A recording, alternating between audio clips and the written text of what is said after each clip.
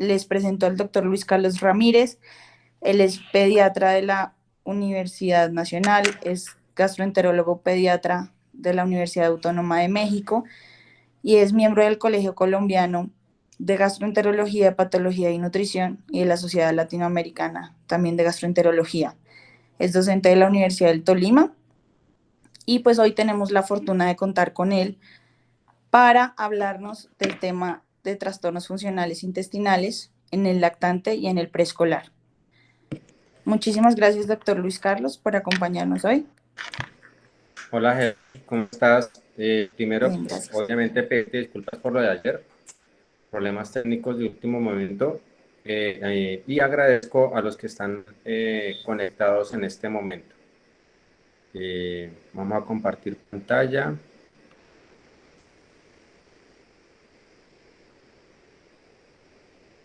Mientras tú compartes pantalla, vale la pena mencionar, quienes tengan preguntas nos las pueden hacer a través del chat y al final las reuniremos y las haremos o si quieren pues participar también.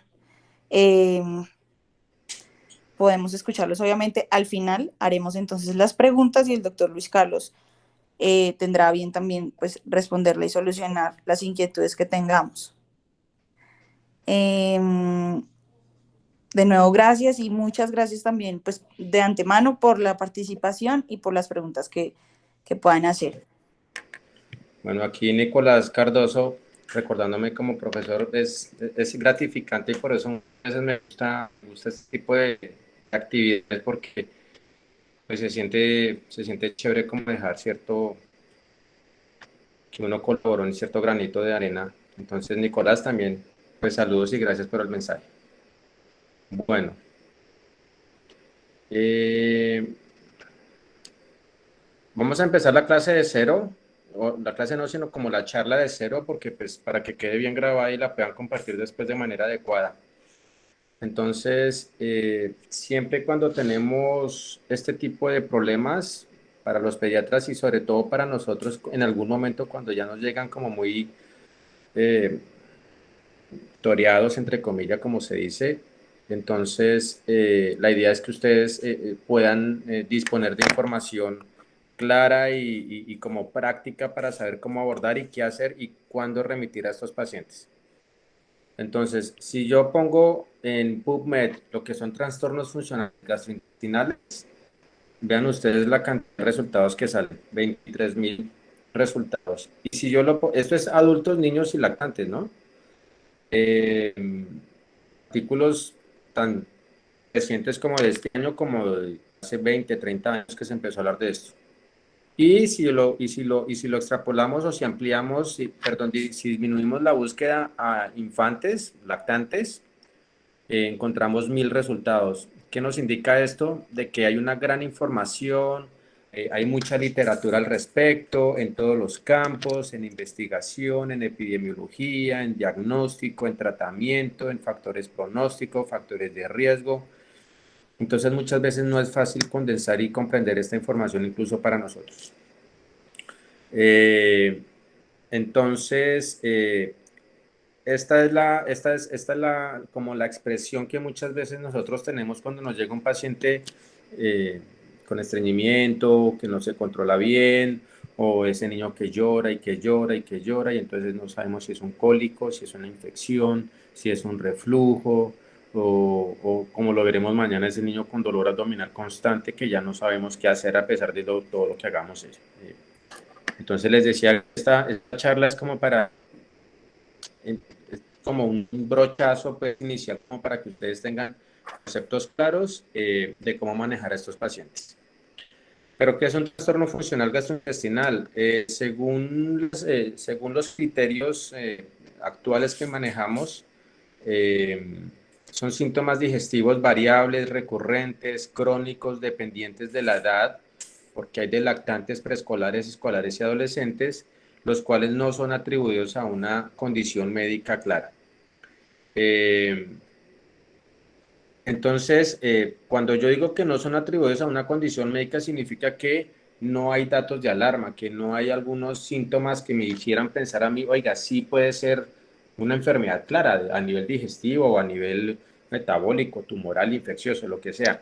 Si yo no tengo ciertos datos que vamos a hablar después de alarma, yo puedo considerar de que ese trastorno o ese síntoma, porque el síntoma es solo eso, es un síntoma. Por ejemplo, el vómito es un síntoma que puede ser manifestado por cualquier otra cosa, pero si no se asocia por datos de alarma, probablemente esos trastornos, vómito, dolor, estreñimiento, cólico, náuseas, lo que sea de síntomas abdominales que pueden ser variables, si yo no tengo datos de alarma, yo lo puedo considerar como un trastorno funcional. Desafortunadamente no hay marcadores biológicos, no hay un examen o una batería de exámenes, radiografías, estudios adicionales que me digan, oiga, sí es un trastorno funcional. Y el diagnóstico se basa puramente en criterios que son basados en síntomas y aquí ya empezamos a hablar de lo que son los criterios de Roma. Nosotros los gastroenterólogos manejamos los criterios de Roma para clasificar y estudiar todo lo que son los trastornos funcionales gastrointestinales. Y estos criterios de Roma han venido desarrollándose desde la década del siglo, desde la última década del siglo pasado, sobre todo con los adultos. Muchas cosas de este tema han sido extrapolados de los adultos a pediatría. En pediatría empezó a hablarse de trastornos, perdón, los trastornos funcionales empezaron a incluir a los niños desde los criterios de Roma 3 en el 2006. Aquí ya empezaron a meterse con niños y la última actualización fue en el 2016 con los criterios de Roma 4, que ahora los trastornos funcionales digestivos también se están intentando llamar, o se está proponiendo, o hay algunos autores que ya están hablando de desórdenes de la interacción intestino-cerebro, y hay un capítulo especial en donde tratan la parte de pediatría. Y dentro de la pediatría, entonces hay trastornos funcionales específicos para recién nacidos, lactantes y preescolares, y hay trastornos funcionales para niños escolares y adolescentes. Esto lo vamos a tratar mañana y esto lo vamos a tratar hoy. De estos, vean ustedes que dependiendo de la edad uno puede determinar ciertas frecuencias. Entonces, si ustedes tienen un lactantico menor de 12 meses, o menor de 6 meses, lo más frecuente de trastorno funcional puede ser la regurgitación, que ustedes lo conocen como el reflujo fisiológico, el cólico, la disquesia, que ya lo vamos a revisar más tarde. No hay diarrea funcional menores de 6 meses. Eh, y puede haber constipación funcional. Y de todos los trastornos, la constipación funcional es la que predomina o la que se puede presentar en cualquier momento de la vida de un niño, desde que nace hasta los 18 años. Pero obviamente en los niños pequeños hay que tener ciertas consideraciones con la constipación.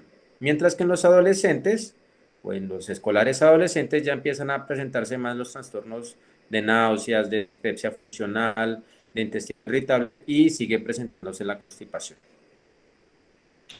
Este es un estudio de 2005 donde reclutaron 2.800 lactantes y de manera global el 55% de esta población tenía algún tipo de trastorno funcional y de estos trastornos funcionales los más frecuentes, los primeros tres más frecuentes fueron la regurgitación, el cólico y la constipación. Estos ya son como más poco frecuentes y es muy difícil establecer la, la, la, como la clasificación de funcional. Bueno, y algunos factores de riesgo es la prematurez, el bajo peso al nacer. De acuerdo a estos trastornos hubo un cambio en la fórmula, en la alimentación hasta en un 60%. Es muy frecuente que yo vea niños lactantes con algún tipo de trastornos de estos a los que se les ha cambiado en varias ocasiones la leche de fórmula, que es sin lactosa, que antirreflujo, que el anticólico, que el antiestreñimiento, la comfort, la hidrolizada. Entonces muchas veces no se trata de cambiar la fórmula, sino que abordar un poquito más distinta el aspecto, el síntoma que estemos viendo. Y la hospitalización se vio en 3% pues ya por diferentes complicaciones. Esto es en Colombia. Esto no fue usando Roma 4, sino Roma 3, los criterios previos. Pero vean ustedes que reclutaron de 1 a 48 meses 1.180 niños, y de esos el 40% tenían trastornos funcionales variados. Y según la clasificación de Roma 3, los más frecuentes volvieron a ser el cólico, eh, la constipación y la regurgitación, aunque en menor proporción. Pero vean ustedes que se pueden presentar cualquier tipo de trastornos, pero siempre que vean a un lactante con algún síntoma abdominal, casi siempre les va a llegar el niño que vomita o que tiene reflujo, el niño con problemas para la evacuación o el niño con el cólico. Y ahí rara vez se salen los síntomas abdominales. A que presentó sangrado o que no me gana peso o que es que se hospitaliza constantemente por diarrea. Bueno, eso ya es otro tipo de pacientes, pero esos pacientes que no tienen ningún síntoma de alarma o que no tienen ninguna clínica de alarma, podemos considerarlos como funcionales y vuelvo y repito, casi siempre se van a meter dentro de la regurgitación, el cólico y la constipación. Esta gráfica es para mostrarles que en algunos niños pueden tener ustedes los mismos tres síntomas presentes. Hoy vi, por ejemplo, en la mañana vi en el consultorio un niño, una bebecita de 2 meses, sí, 2 meses, casi 3 meses, que tenía cólico, tenía alteraciones en su patrón de evacuación y también tenía regurgitación. Entonces vean ustedes que pueden tener solapamiento o sí, solapamiento de los tres cuadros clínicos y todo esto pues entre los tres pueden tener alteraciones del llanto, alteraciones en el sueño, problemas de alimentación, problemas de dolor abdominal o de creación obviamente de evacuaciones duras. Entonces, una cosa no quita la otra. Entonces, el niño puede llorar y llorar, que es ser cólico, pero también puede tener eventos de reflujo fisiológico. Y también puede tener momentos y ustedes de pronto ya lo saben, en que los niños con lactancia materna o los primeros meses de vida, el patrón de evacuación es muy, muy cambiante. Entonces, como pueden haber recién nacidos o pueden haber lactantes que demoran hasta 8 o 10 días sin evacuar, sin tener ningún problema, hay niños que hacen casi todos los días, varias veces al día, pero de consistencia normal. Bueno, entonces de pronto si ustedes han visto pacienticos así en su consulta o algún familiar de ustedes, lactantico, a veces ven estos pacienticos que con devolución del alimento, con el reflujo. Y para yo estudiar reflujo en los recién nacidos o en pediatría, tengo que basarme, bueno, dentro de todas las publicaciones, pero uno sí, casi siempre se basa en guías clínicas. Estas son las últimas guías de reflujo de la Sociedad Europea y Norteamericana de Gastropediatría, y también están estas guías de la Americana de Pediatría. Entonces ahí les dejo las referencias para que las tengan presentes. Y yo cuando estoy tratando a un niño con expulsión de alimento, tengo que tener claros varios términos. Entonces, la regurgitación es ese niño que está tranquilo y que de la nada como que se le escapa la comida, el alimento, que puede ser la leche materna, la leche de fórmula. eh, entonces, es solamente el paso del contenido gástrico a la cavidad oral y la expulsión, pero sin esfuerzo o arqueo previo. O sea, nada, el niño está tranquilo, es de pronto el que ustedes han escuchado o que han leído El vomitador feliz, donde sale el alimento, pero el niño queda tranquilo sin ningún problema y no tiene ningún otro síntoma y lo puede hacer varias veces al día. El niño que vomita, vómito como tal, es lo mismo que la regurgitación, pero ya aquí sí hay esfuerzo o arqueo previo, o sea, lo que los papás lo llaman el asco, como, las ganas de botar el alimento. Y aquí ya hay mediación del sistema nervioso autónomo. Y pilas porque es que no todo vómito es reflujo. O sea, un niño puede vomitar por insuficiencia renal crónica, por una nefropatía, por un error innato del metabolismo, por alguna alteración en el sistema nervioso central, obstrucción intestinal, alguna patología quirúrgica. Entonces, no todo vómito es reflujo y no todo reflujo es vómito. Entonces, no todo reflujo siempre va a ser manifestado por vómito. Hay niños con reflujos severos que no crecen, que no comen, que rechazan el alimento, pueden estar vomitando como puede que no. Si yo estoy hablando de reflujo gastroesofágico, solamente estoy hablando del paso del contenido gástrico al esófago con o sin regurgitación o vómito. O sea, es ese, de pronto ustedes lo sienten, cuando uno siente que algo se le devuelve aquí por el esófago, eso es un reflujo, que a veces salga más, nos llega aquí a la garganta y lo traguemos, o que a veces sí se nos venga encima, o que los niños, a veces los niños dicen, no, es que algo siento que me sube por acá, es solamente eso es un reflujo, ¿vale? Que puede ser un reflujo gastroesofágico fisiológico del normal si no tiene ningún otro síntoma. Cuando ya ese reflujo se asocia a síntomas problemáticos, crónicos, neumopatías crónicas, falla de medro, vómito con sangre, eh, esofagitis o pirosis o ardor epigástrico, ya puede ser sí una enfermedad por reflujo. Y esa enfermedad por reflujo sí necesita tratamiento farmacológico que generalmente se da, si van a dar un tratamiento farmacológico, mínimo deben ser 8 semanas. Si el paciente no responde al tratamiento en esas 8 semanas, ya es una enfermedad por reflujo gastroesofágico refractario, ¿vale? No olvidemos que si tenemos un niño con reflujo gastroesofágico o muchas veces los niños con regurgitación, lo que tenemos que hacer es un tratamiento farmacológico, no siempre, pero hay algo que se nos olvida y es en el tratamiento no farmacológico. Cambios en estilo de vida, el uso de la fórmula, no sobrealimentarlos, eso lo vamos a ver después. Ya si no responde a medida de todo, a pesar de todo, pues ahí sí ya obviamente necesita una valoración más especializada. Según los criterios de Roma 4, aquí les dejo estas son las referencias donde o de pronto yo se las hago enviar con Helen.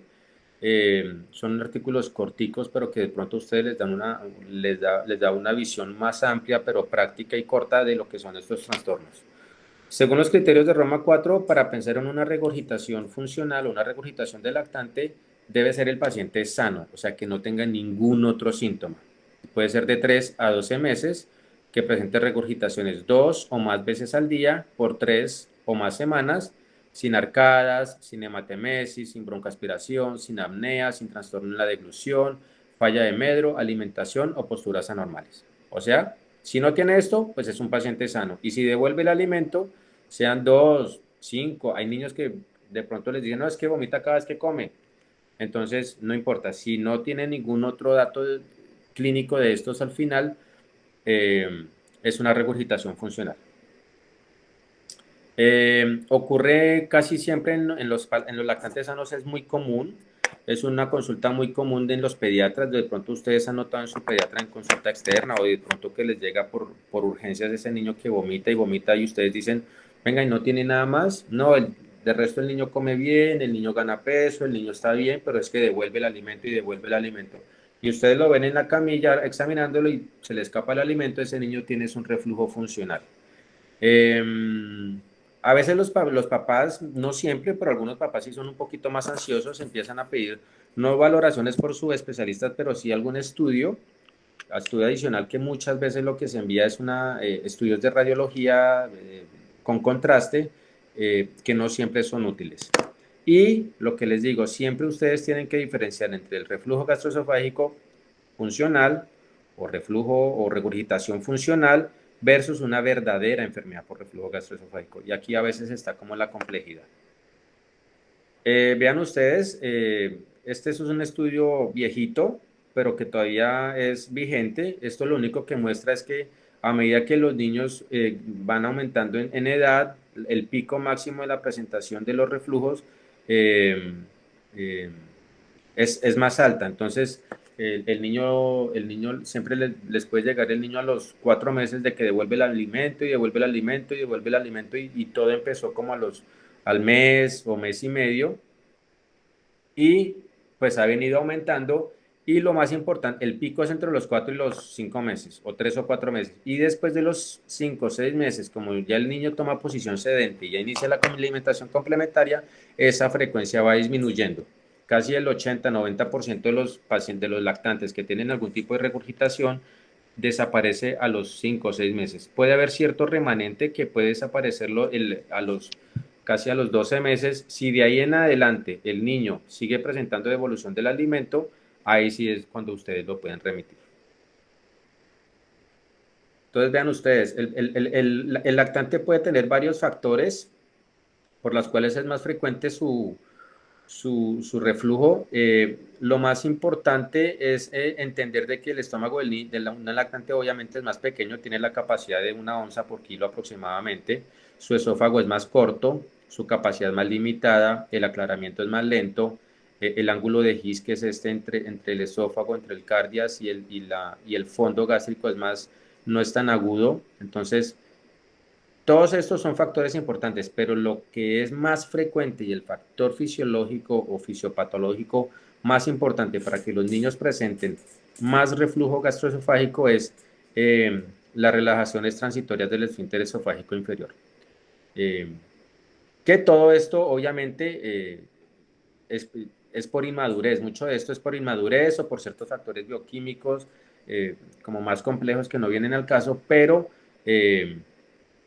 todo esto va disminuyendo después de los 6 meses porque ese esfínter ya va cogiendo madurez, ya se va desarrollando mucho mejor, su contracción es más sostenida, va desarrollándose mucho mejor la inervación a ese nivel y pues ya no presenta tanto reflujo. Hagan de cuenta que si un niño, uno de los factores más importantes también para que se presente el reflujo en los lactantes es la sobrealimentación. Entonces pueden ustedes tener papás de que la mamá dice que tiene lactancia materna exclusiva, pero siente que el niño le queda con hambre. Entonces no, que le da fórmula. ¿Y cuánta fórmula le da? No, le doy 3, 4 oncitas. ¿Cada cuánto? No, cada 3, 4 horas. Entonces, si tenemos en cuenta de que ese estómago es pequeño y de que ese niño, por ejemplo, este ejemplo, un niño de 5 kilos, que es casi un lactante de 4, 5 meses, 6 meses, 180 mililitros son 6 onzas. Si se las toma en 10 minutos, es el equivalente a que uno como adulto se tome 3 litros de agua. Entonces, obviamente, la capacidad gástrica se sobrepasa y pues empieza a presentar mayores reflujos.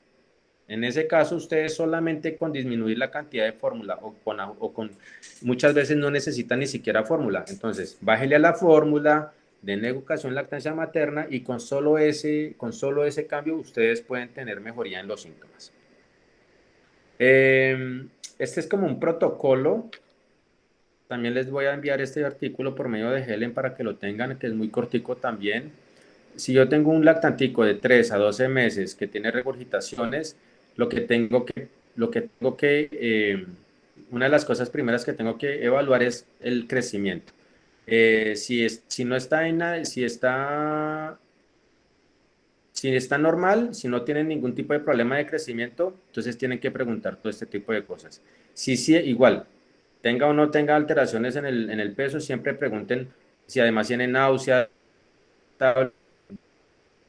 como que se contrae mucho pujo, tose constantemente o tiene falla de medula. Si no tiene nada de esto, puede ser una regurgitación funcional, lo que les digo. Si no tiene datos de alarma, regurgitación, eduquen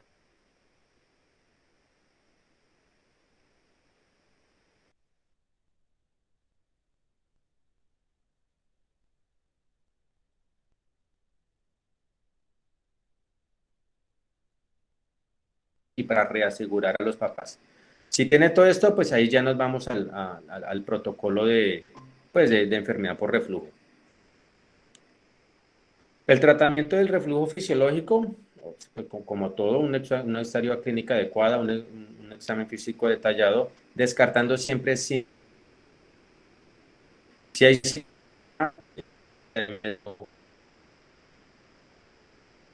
melenas o que tiene rectorragia, o ese niño que rechaza el alimento constantemente, ese niño que se brota la piel. Ese reflujo puede ser de pronto una manifestación de una alergia a la proteína de la leche de vaca. Entonces ahí ya la diferenciación es un poquito más difícil. Si tienen signos de alarma, lo remiten, ¿vale? No perdamos tiempo, porque ese de pronto un niño no necesita inhibidor esomeprazol, que es el tratamiento de elección para una enfermedad por reflujo. Ese niño necesita de pronto un cambio en la alimentación.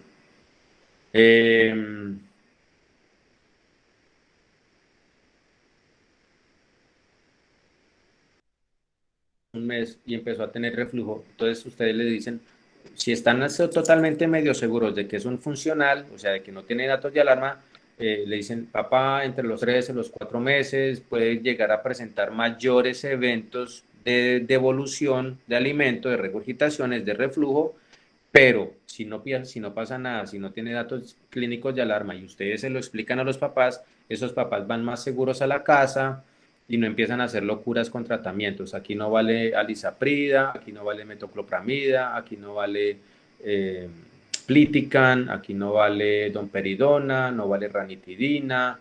Todo este tipo de tratamientos, domperidona, que es el que más se usa para el reflujo fisiológico, pues ya ven ustedes que si es fisiológico, si es funcional, no necesita ningún tipo de tratamiento, ningún tipo de manejo farmacológico, solamente educación, explicación a los papás y aseguramiento de la curva de crecimiento. Hay algunas fórmulas que se llaman AR, que es antirregurgitación o antirreflujo también se llaman, pero estas fórmulas pueden servir siempre y cuando el niño esté tomando fórmulas. Si el niño está con lactancia materna exclusiva, no suspendan leche materna ni hagan cambios en la dieta de la alimentación de la mamá. No tiene nada que ver la lactosa, no tiene nada que ver nada de eso, ¿vale? Entonces, pero si el niño está utilizando leche materna, pero también utiliza fórmula, podrían utilizar la fórmula AR, que lo único que me va a hacer es que, pues obviamente espesa la leche en el estómago del niño con los espesantes que tiene, y lo que hace es que no hace que los reflujos no sean tan visibles. Entonces, es que ya no vomita tanto. Pues sí, ya no son tan visibles, pero el niño puede seguir teniendo los reflujos, aunque ya no suban tanto. Entonces, puede ser una medida para esos papás que son como muy ansiosos. Eh, entonces, si los síntomas empeoran a pesar de lo que ustedes ya han hecho, si el niño tiene datos de alarma o el niño persiste hasta más de los 12, 15 meses de edad con la misma presentación clínica, ahí sí lo remiten a gastroenterología.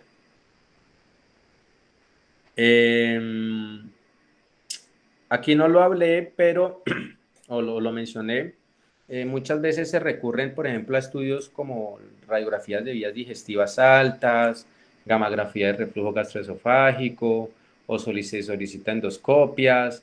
Eh, la verdad es que estos tipos de estudios en un paciente lactante que tiene un reflujo funcional no están indicados, no tienen ninguna utilidad diagnóstica, porque pues van a salir negativos. Por ejemplo, las vías digestivas altas, lo único que les va a decir a ustedes es, oiga, sí tiene y me llegan a mí, es que le tomaron esta radiografía y es que dice que tiene reflujo. Entonces uno revisa la radiografía y dice reflujo grado 3 hasta la carina. Entonces, pues la radiografía, si yo estoy viendo que el niño me está refluyendo y está botando el alimento, pues no necesito una radiografía que me diga si tiene o no tiene un reflujo, porque allá lo estoy viendo. Y segundo, ese mismo comentario va para la gamografía de reflujo gastroesofágico. Y segundo, las vías digestivas sí me pueden servir para descartar sobre todo malformaciones anatómicas. Eh, los niños que vomitan antes de los 15 días o que empiezan a tener un vómito como muy recurrente antes de los 15 días, pilas con las estenosis hipertróficas del píloro.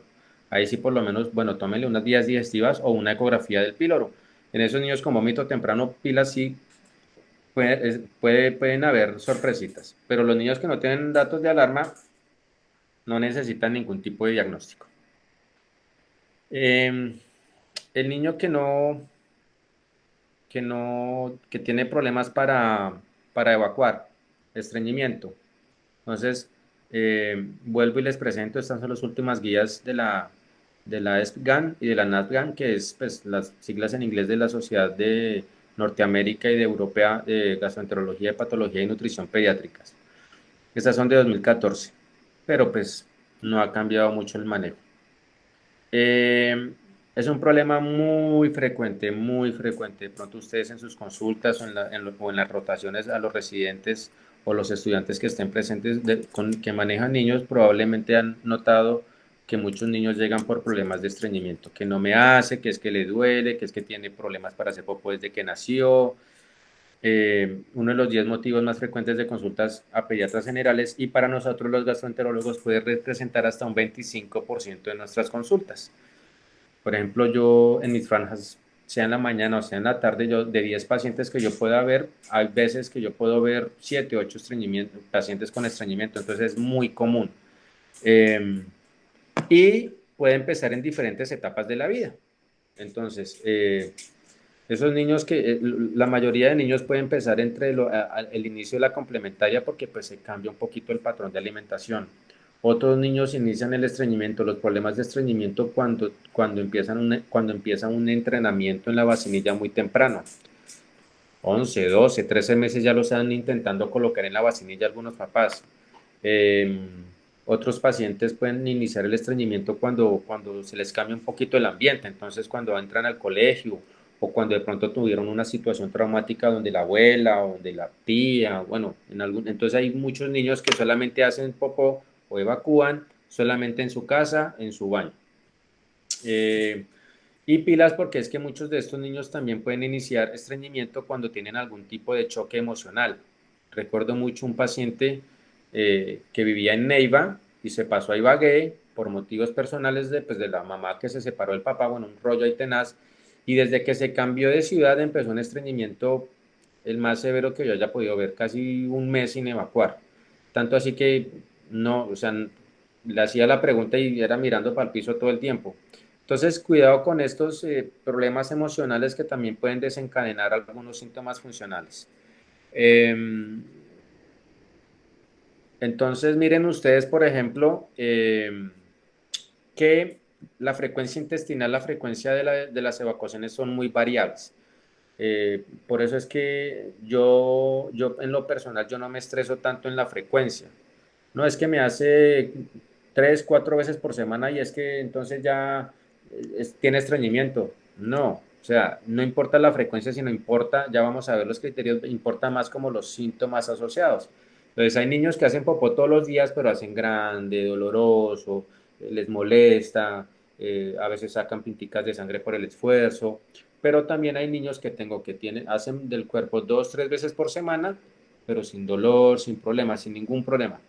Lo que sí tienen que tener claro ustedes, por favor, y sobre todo los que manejen recién nacidos o cuando vayan a valorar recién nacidos, antes de darle el alta, siempre pregunten por la evacuación, porque uno de los datos de alarma es que estos niños que no evacúan antes de las 48 horas, pilas porque pueden estar teniendo algún tipo de malformación digestiva o puede ser una manifestación o de fibrosis quística o de enfermedad de Hirschsprung. Entonces, siempre dentro del interrogatorio de un niño con estreñimiento, siempre tienen que preguntar por el momento de la evacuación del mecono.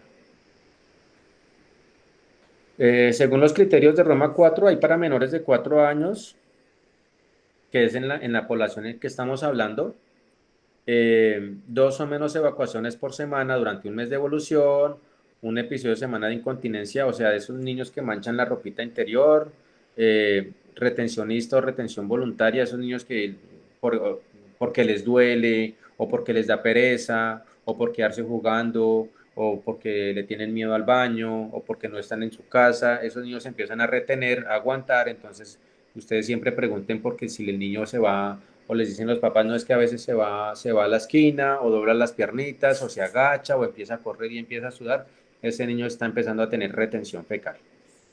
Puede haber dolor abdominal, obviamente dolor al evacuar. Dentro del examen físico le pueden palpar una masa fecal o un fecalomas que se llaman a nivel del hipogastrio o en la fosa ilíaca izquierda. Y cuando hacen, por ejemplo, le dicen, mucho le dicen a uno, los papás, es que el niño hace como un adulto, doctor, es que es llamativo, hace como grandísimo, como un adulto.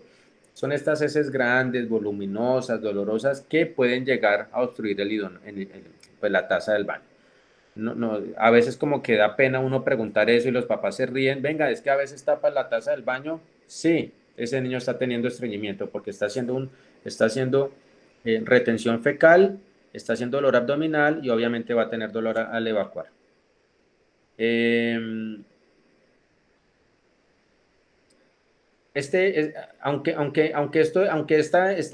esta definición es muy sencilla, a veces no es tan detectada en la consulta. Esos niños lactantes antes de los 9 meses, 8, 9, 10 meses, esos niños que tienen problemas para hacer del cuerpo, eh, no es que no hace todos los días y es que intenta hacer y es que llora y se pone rojo y empieza a pujar y entonces a veces no puede hacer popó y a veces sí hace.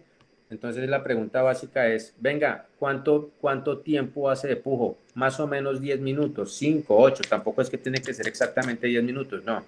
Se demora un tiempo haciendo pujo, hace fuerza, se pone rubicundo, puede llegar a llorar, pero las heces que saca puede hacer popó, puede que no, pero las heces siempre deben ser blandas. Esta es la clave. Las heces suavecitas, pastositas, blanditas, porque si ya empieza a sacar heces formadas grandes, ahí ya puede ser un estreñimiento claro y ya el abordaje es un poco distinto. Y sin evidencia de otro problema de salud. Entonces son esos niños sanos, pero que tienen este problema para evacuar. Pero con heces blandas, esta es la disquesia del lactante, que no es estreñimiento. Pilas porque es que no haya esa confusión, porque empezamos a tener conductas que no son. Entonces empezamos a colocarle enemas, lavados rectales, supositorios, que al final lo que van a hacer es generar mayor sensibilidad en la zona perirectal, perineal, empieza a haber una inervación aberrante o empieza a haber un desarrollo sensorial a ese nivel aberrante y son esos niños que después sí pueden tener algún tipo de problema para evacuar porque cualquier cosita, como ya está hipersensible esa zona de tanta manipulación que tuvo, esos niños sí pueden empezar a tener después problemas de estreñimiento verdadero. Entonces, niño lactante menor de 9 meses, 3, 4, 5, 6 meses que tenga este problema para evacuar, pero el resto es sano, tranquila mamá, esto es normal, es tranquila, modifiquen la alimentación, háganle seguimiento, revisen la zona perineal de que no haya malformaciones, de que el ano esté bien implantado, háganle seguimiento porque probablemente ese niño después va a tener un patrón de evacuación normal. Pero si el niño ya empieza a demorarse mucho y empieza, lo que les digo, a sacar heces duras, voluminosas, grandes, con dolor, ese paciente ya sí puede tener un estreñimiento como tal. Entonces, dentro de la valoración clínica, ustedes pueden tener estas dos herramientas.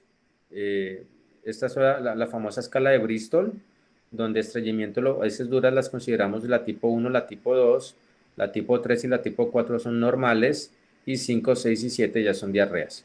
Entonces, no es que, doctor, el niño se hace pedacitos así como medio no sé qué. Entonces, ustedes tienen esta gráfica en su teléfono, en su carril de fotos, o la tienen impresa o plastificada. Venga, mamá, ¿cómo hace? Muéstreme cuál es la forma que hace. Ah, no, casi siempre hace así y a veces hace así. Pues ese niño tiene estreñimiento. Esta es en los mayores, esto es en los preescolares, son en los niños grandecitos, pero en los lactantes está esta escala, que es la escala de Bruselas. Entonces, pues es casi lo mismo, sino que le cambiaron el nombre y es más específica para lactantes. Entonces, estas son heces duras, obviamente, heces formadas, pero no secas ni tan duras. Estas son pues, más suelticas, que sería como el 5 o 6, y ya es totalmente líquida, son diarreicas. Entonces, pues si no tienen esta, pues por lo menos muéstrenle estas a la mamá. Pero es una herramienta que pueden tener y que deben tener ustedes en el consultorio. A mí me gusta este artículo, me parece muy bacano porque es que aquí puede estar resumido en todo un poco lo que pasa en el estreñimiento funcional en el niño. Los errores en el manejo y el tratamiento del estreñimiento funcional en pediatría. Entonces, aquí mencionan 10 básicamente. El diagnóstico con radiografía de abdomen. La radiografía de abdomen no sirve para nada.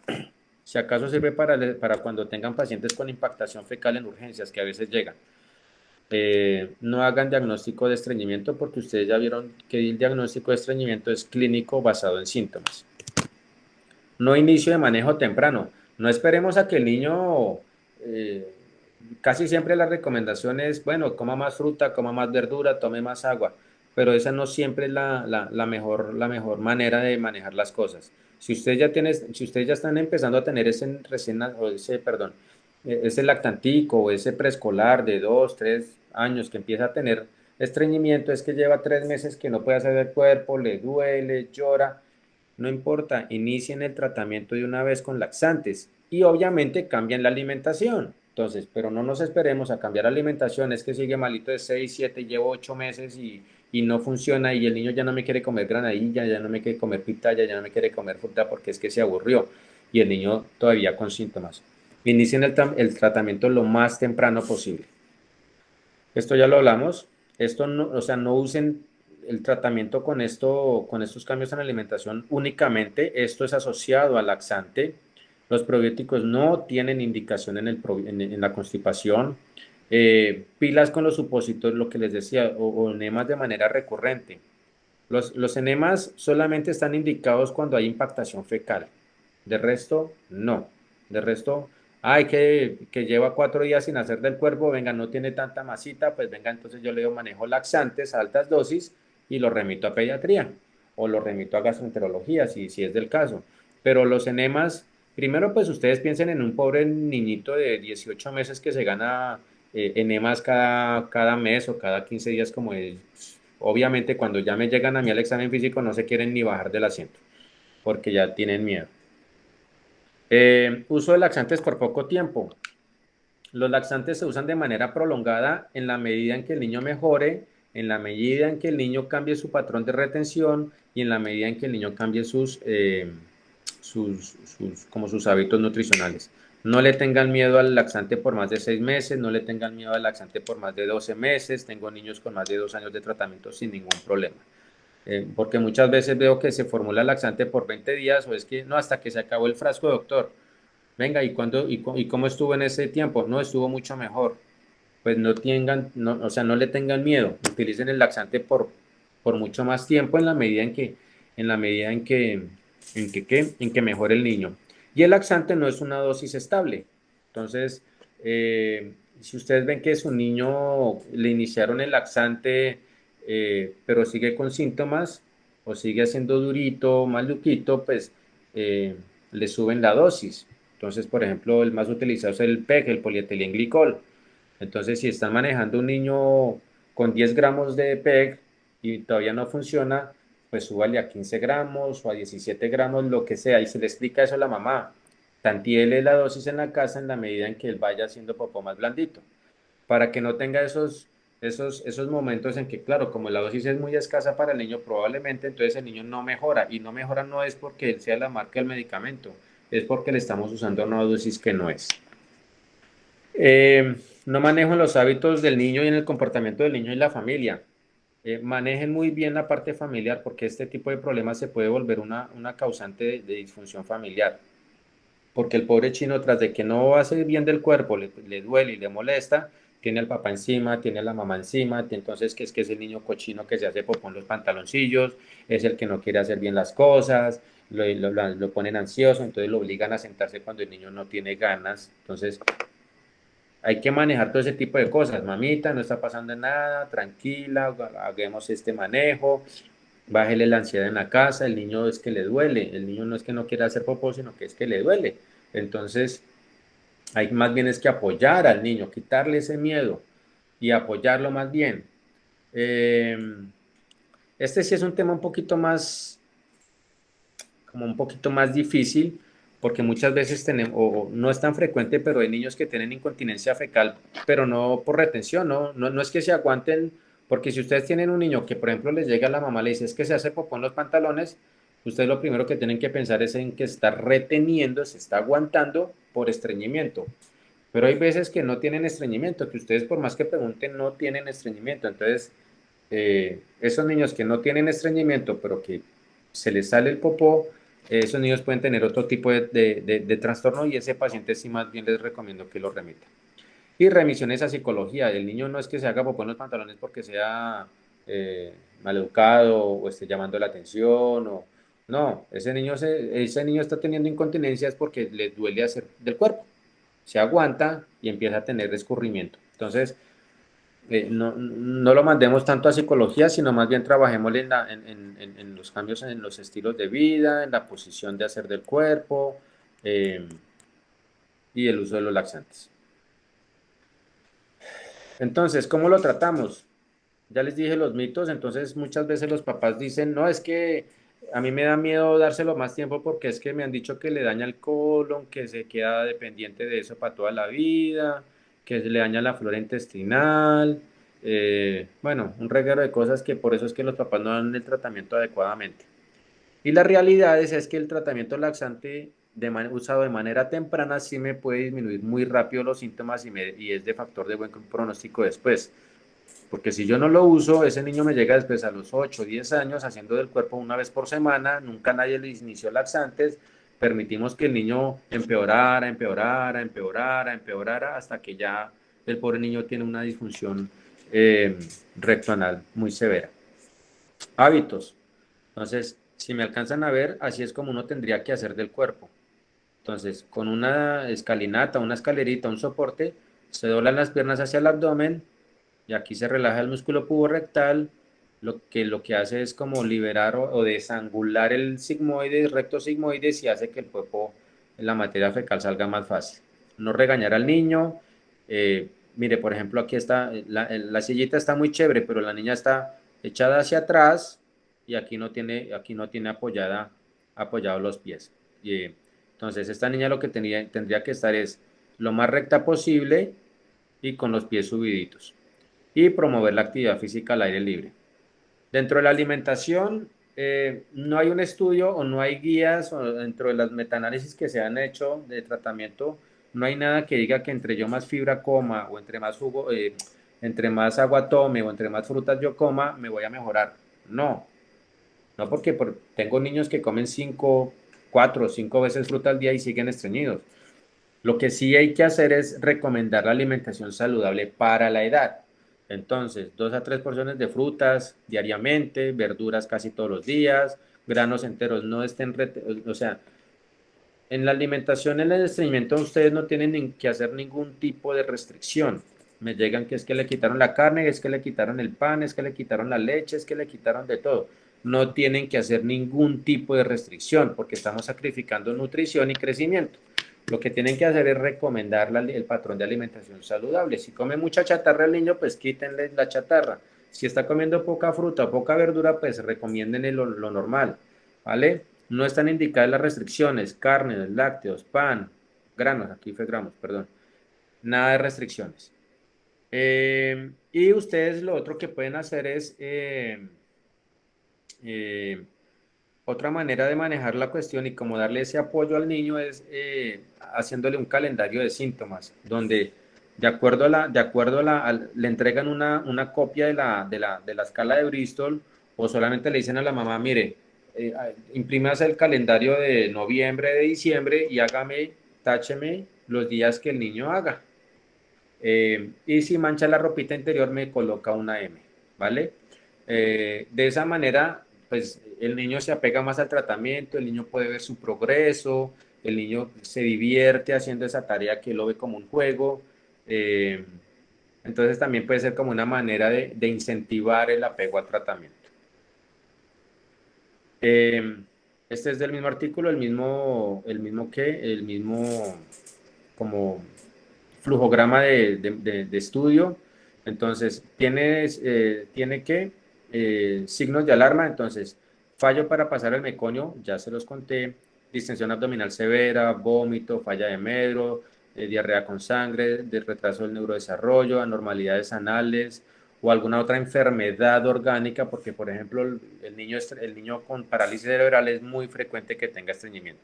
Pues lo manejan igual, pero el estreñimiento es por causa de su problema neurológico.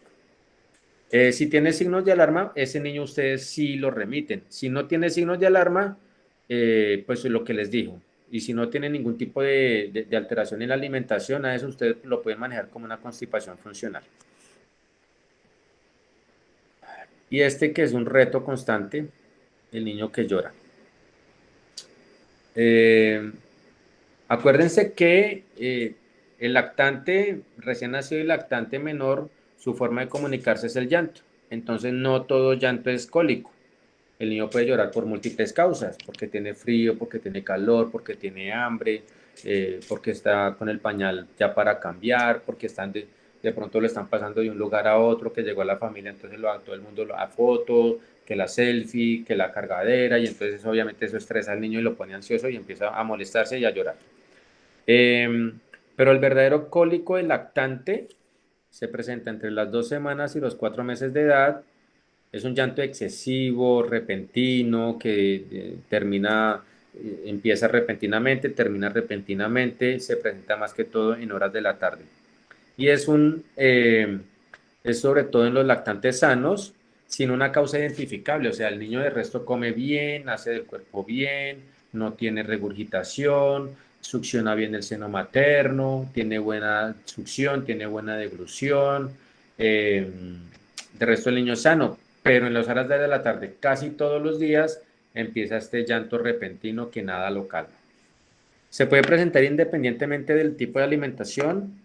Se presenta en niños con lactancia materna, con leche mixta o con lactancia mixta o con solamente fórmula infantil.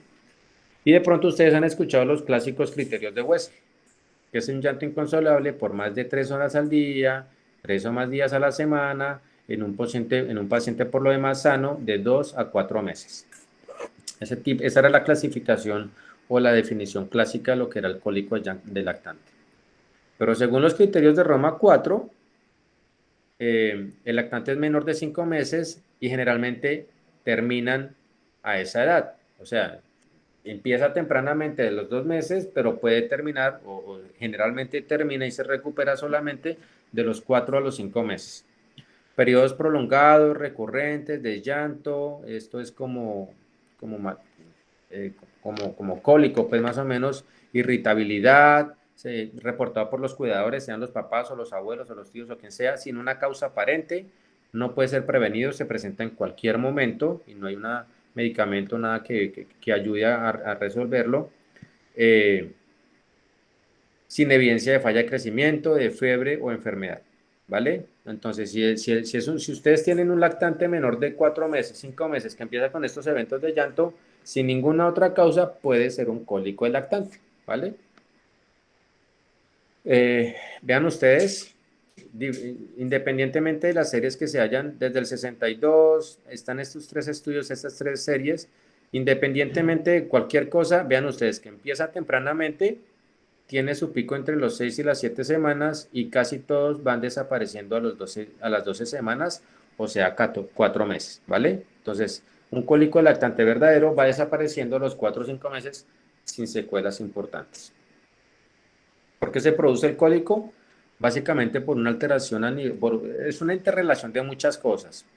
El modo de alimentación, algunos problemas a nivel digestivo, pueden haber cierto componente de reflujo o de distensión abdominal, que puede hacer o no alergia a la leche de vaca, pues es muy difícil de diagnosticarlo. Hay alteraciones en la motilidad y hay alteraciones en la microbiota intestinal. Y todo esto se interrelaciona con una alteración a nivel del sistema nervioso central. Se ha visto que hay cierto grado de disbiosis que aumenta la permeabilidad intestinal, puede elevar un poquito la inflamación a nivel intestinal, pero de bajo grado, con producciones de citoquinas. Todo esto me va a alterar como la inervación, como el desarrollo del sistema nervioso entérico. Y todo esto lo que va a hacer es que por medio del eje cerebro-intestino, me va a estimular los ejes o los núcleos que manejan el dolor y ahí empieza el llanto. Entonces, ¿por qué lo vemos los gastroenterólogos? Porque clásicamente se ha pensado que es dolor abdominal, pero vean ustedes que no es dolor abdominal, pero sí todo se ha visto relacionado que empieza a nivel abdominal, a nivel digestivo. El tratamiento.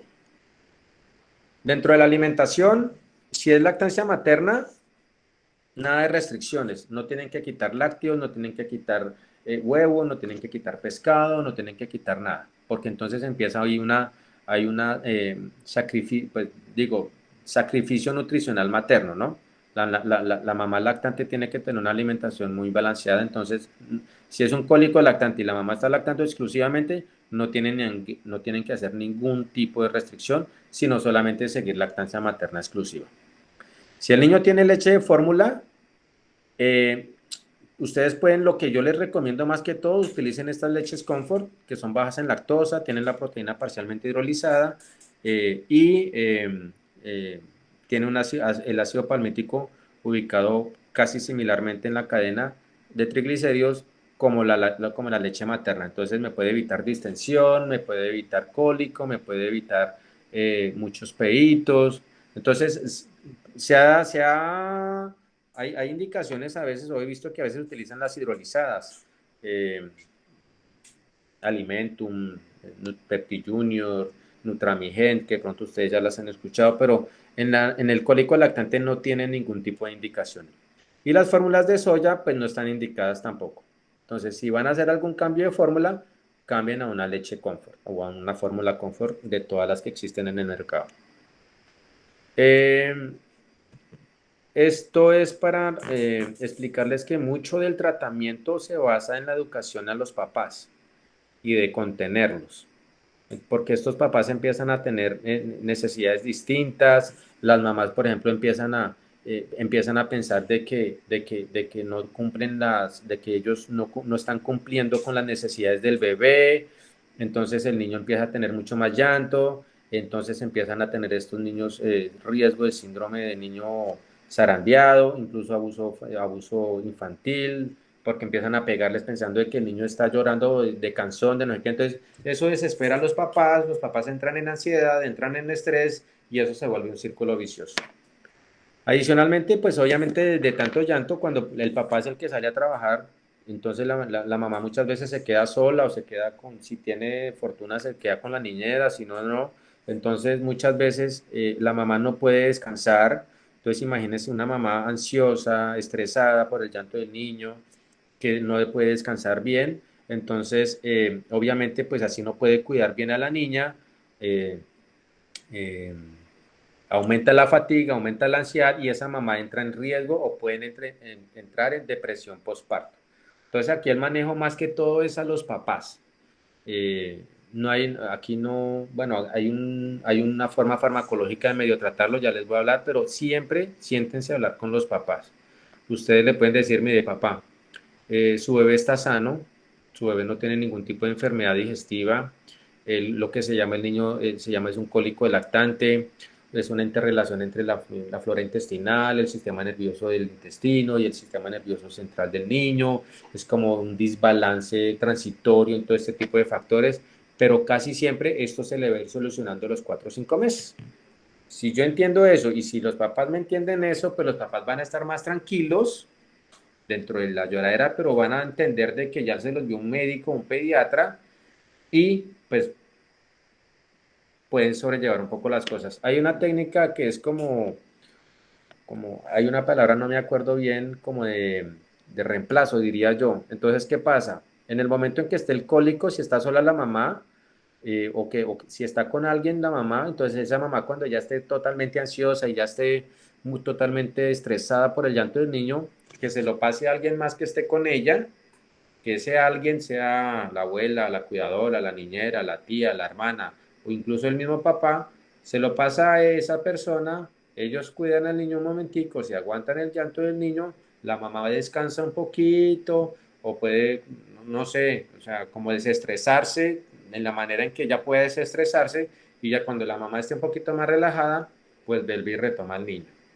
De esa manera la mamá baja ese estrés, esa ansiedad, no se siente tan cansada y pues en esa dinámica eh, los papás pueden disminuir un poquito la ansiedad, porque no hay un medicamento que se lo solucione así de repente. Lo que sí se ha visto utilidad clínica es el Lactobacillus reuteri, esta DSM 17938.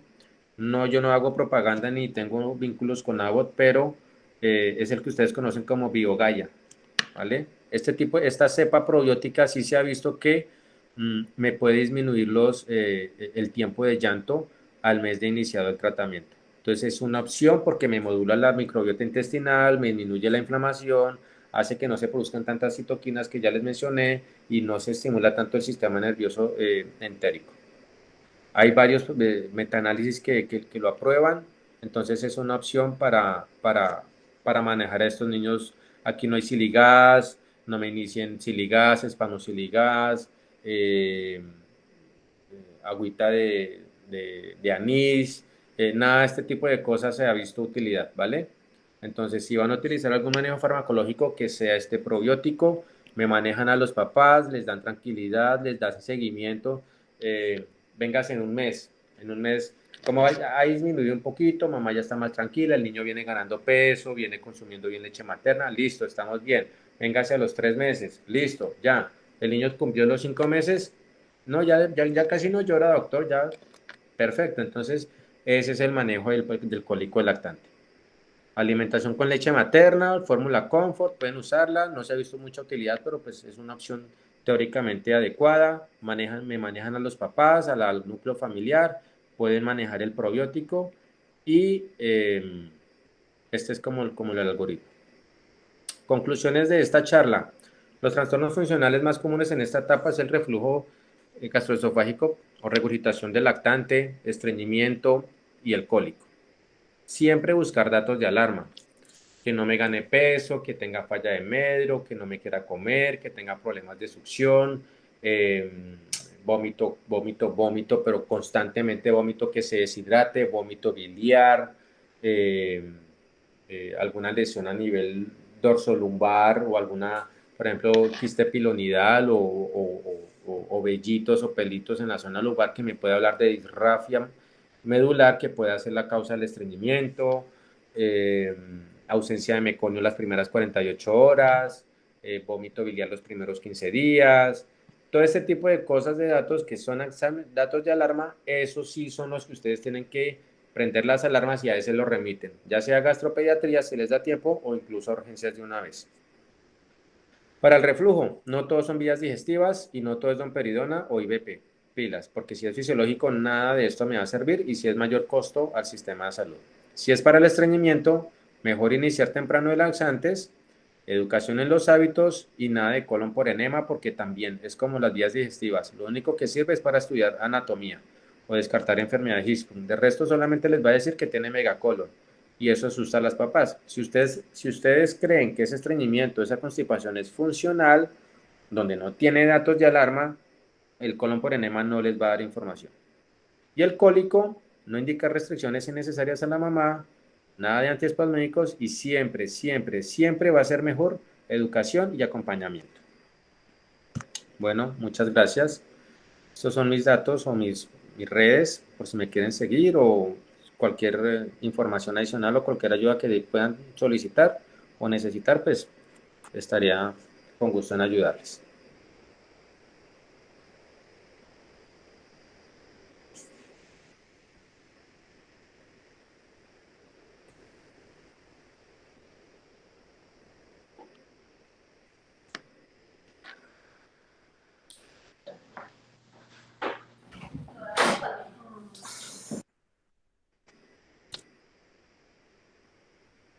Bueno, quedo a sus preguntas. Gracias, doctor Luis Carlos. Estamos atentos si alguien tiene alguna pregunta. Muchas gracias.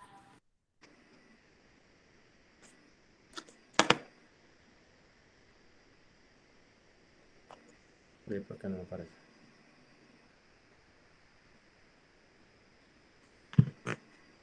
¿Ninguna pregunta? Por el momento no hay preguntas en el chat, pero no sé si alguien quisiera hacerla ahí, digamos, presencialmente. Nico, si quieres, abre tu micrófono y ¿O estamos algún atentos a paciente tu que les pregunta. recuerde o alguna duda con algún paciente? Creo que Nicolás Cardoso iba a hacer una pregunta.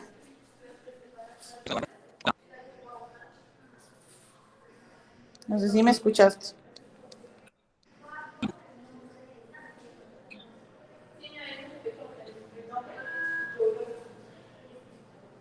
Creo que Nicolás iba a hacer alguna pregunta. Si quieres, abre el micrófono. Ah, ok, bueno, entonces escríbela.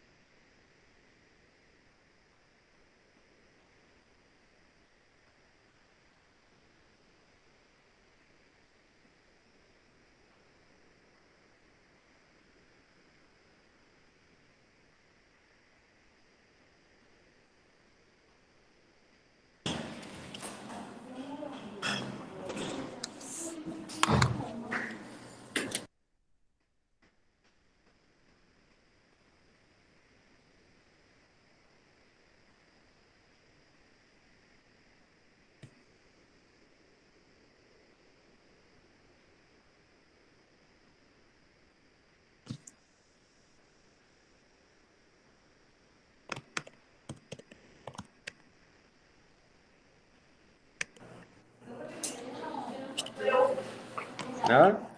Mira, ahí en el chat nos preguntan, ¿ahí me escuchas? Sí. Bueno, la pregunta de Nicolás Cardoso, para algunos trastornos funcionales, ¿hay algunos metaanálisis que tienen evidencia débil, algún escenario real para enviarlos las familias de probióticos? O sea, algún probiótico en especial, entiendo yo como la pregunta. Eh, pues para el tema que nos compete hoy, que es en lactantes y preescolares, probióticos no están indicados ni en reflujo ni en estreñimiento. De pronto, para lo que sí hay evidencia y están indicadas en algunas guías de probióticos es para el cólico del lactante. Ahora, hablando de probióticos un poquito, no todos los probióticos sirven para todo.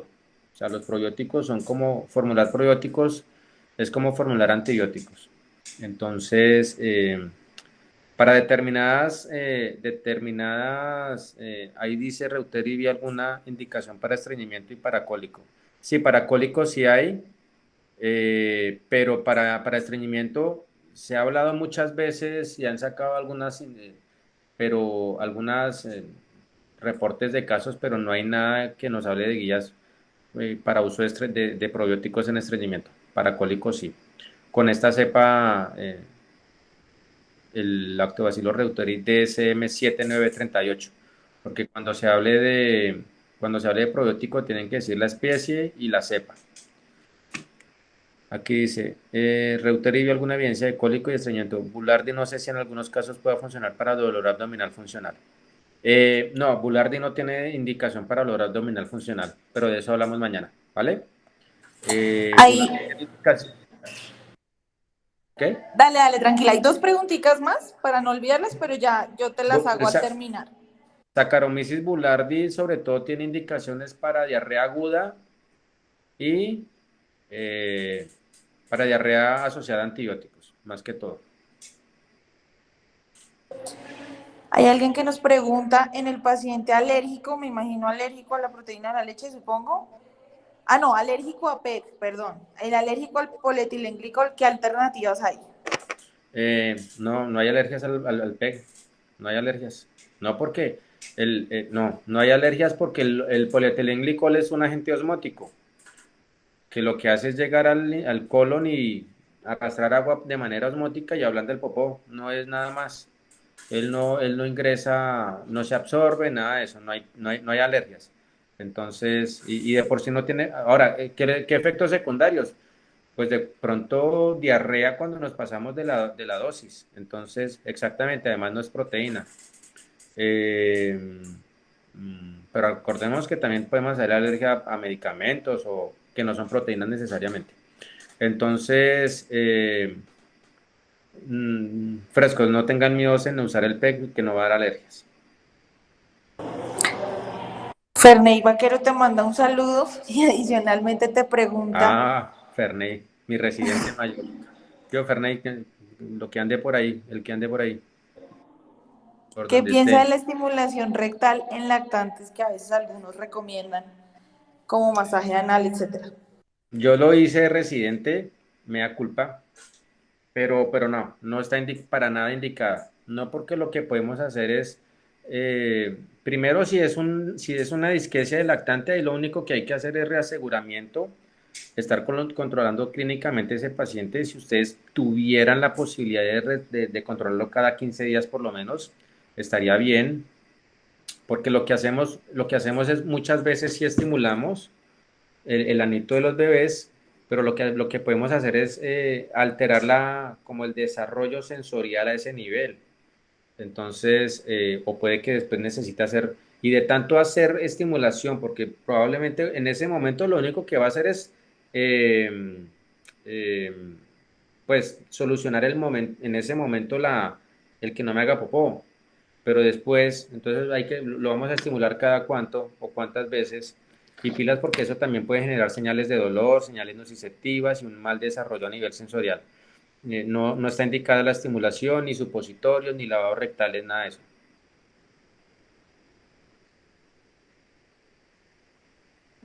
Nos hacen otra pregunta, Nicolás, y es, ¿vale la pena la cuna con motor para el cólico del lactante?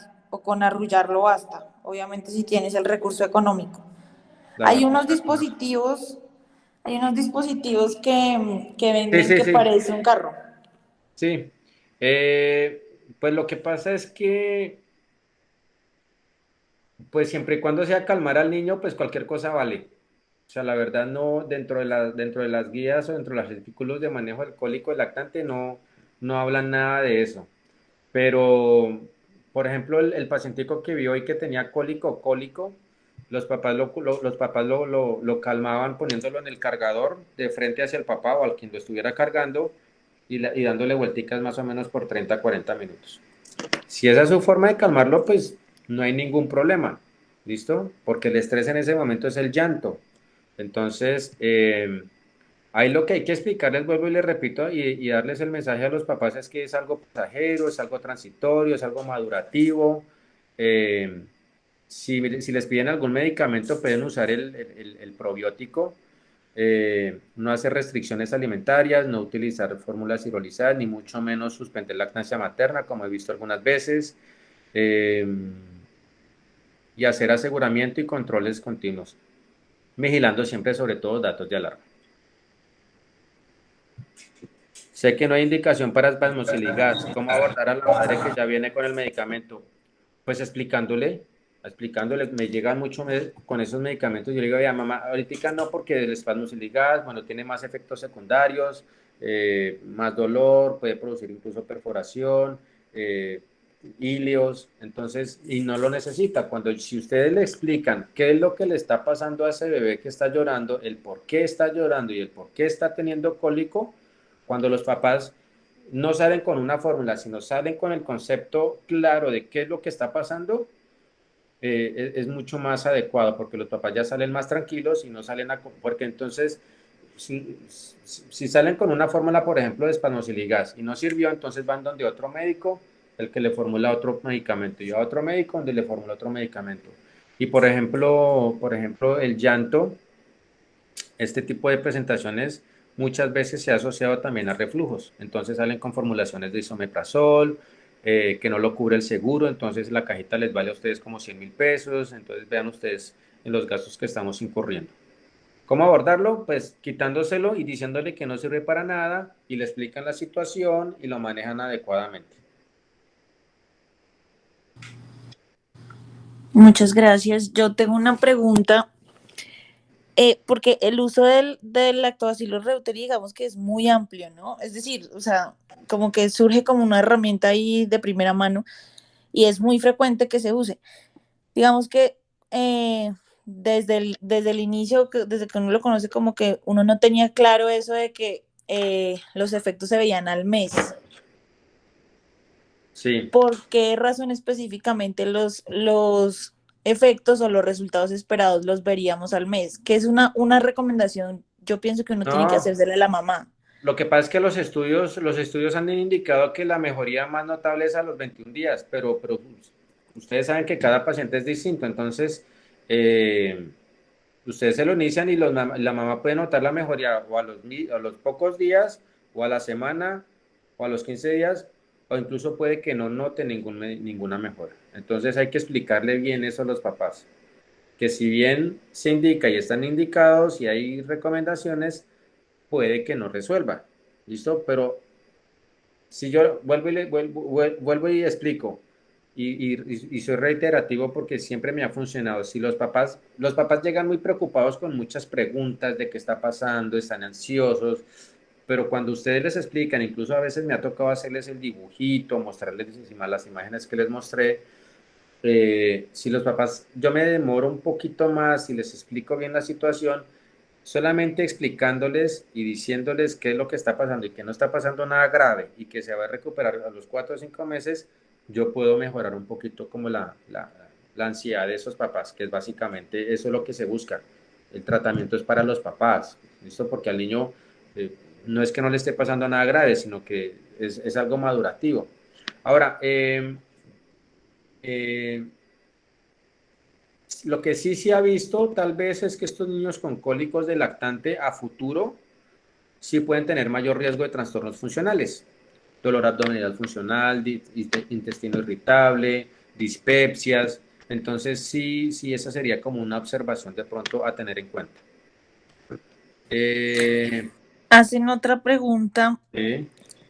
Ferney, precisamente en el paciente con enfermedad por reflujo, entiendo que el tratamiento farmacológico de elección es inhibidor de bomba de protones, además de la educación y pautas. Se ha dicho que domperidone tiene riesgo de arritmias cardíacas y otras reacciones adversas. En su experiencia, ¿sí se ven con frecuencia estos efectos adversos o puede ser una alternativa? Pues es que si yo me voy si yo me voy al punto yo puedo tener ahí dos pacientes, el niño con reflujo fisiológico o el niño con una verdadera enfermedad por reflujo gastroesofágico. El niño con reflujo fisiológico obviamente no necesita ningún medicamento, solamente es cambios en alimentación, lactancia materna, de pronto disminuir el consumo de fórmulas, mirar en los cambios en la alimentación. Es que ni siquiera sirven, por ejemplo, que el colchón antirreflujo, que la silla antirreflujo, que el tetero antirreflujo, nada de eso sirve, eso es puro marketing. Ahora, si yo tengo una verdadera enfermedad por reflujo gastroesofágico, pues yo tengo que ir a la fisiopatología, qué es lo que está pasando. Entonces, el tratamiento de elección ahí son los IBP. La domperidona la domperidona es un probiótico, perdón, un prokinético, pero no se ha visto dentro de que tenga mucha utilidad dentro de qué, de- del manejo de la enfermedad por reflujo. Puede tener riesgo de enfermedades de arritmias, pueden traer, claro, reacciones, la hiperprolactinemia, eh, alteraciones, mareos, náuseas, sobre todo, eh, pero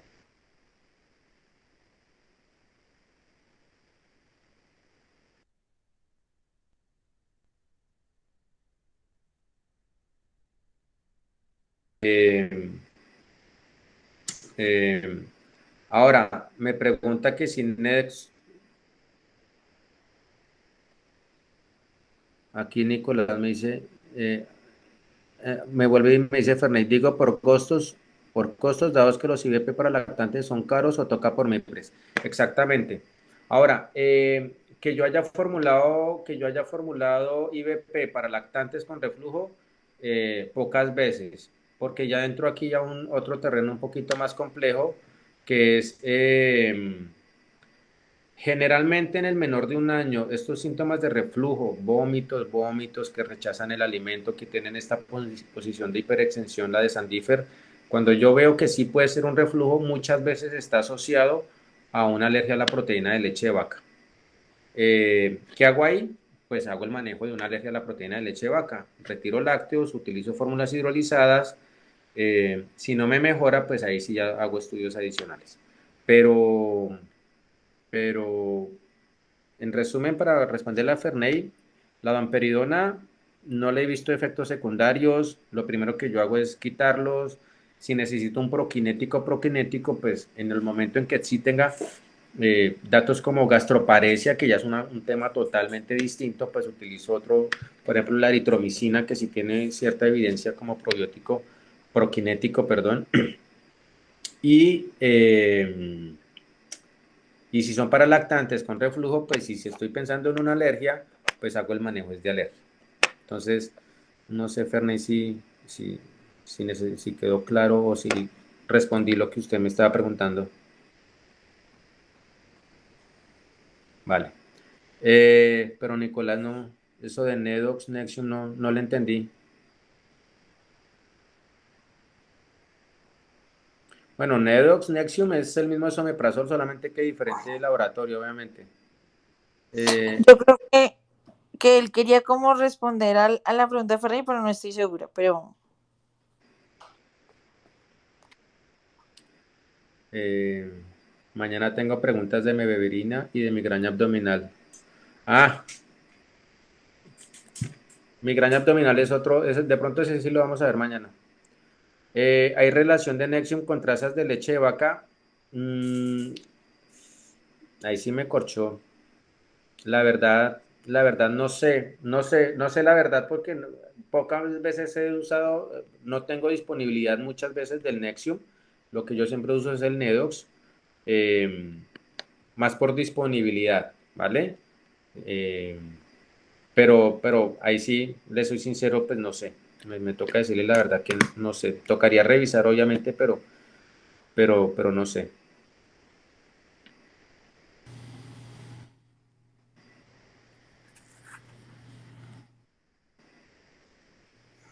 Bueno, Luis Carlos, muchísimas gracias. Bueno, Muchas Helen, gracias a todos los asistentes, a quienes nos acompañaron hasta este momento y sin embargo también a los que nos acompañaron durante la charla. Y gracias sobre todo por su participación y sus preguntas que enriquecen mucho más este espacio. Eh, Muchas gracias a todos. Gracias bueno, especialmente, gracias a doctor Luis ustedes, Carlos, por la colaboración. gracias a ti, gracias a todos los que se conectaron. Bueno, y espero que nos veamos mañana a esta misma hora. Sí, cabe el anuncio. Mañana, bueno, lo teníamos presupuestado para las 7 de la noche, o sea, un poquito más temprano que hoy. Ujú. Entonces, mañana contemplaremos, o el doctor Luis Carlos nos enriquecerá con los conceptos sobre trastornos funcionales intestinales del escolar y del adolescente. Entonces, por supuesto, todos invitados y nos encontraremos nuevamente entonces, si Dios quiere, mañana. Bueno, Helen, gracias a Muchas todos y gracias. que tengan feliz noche.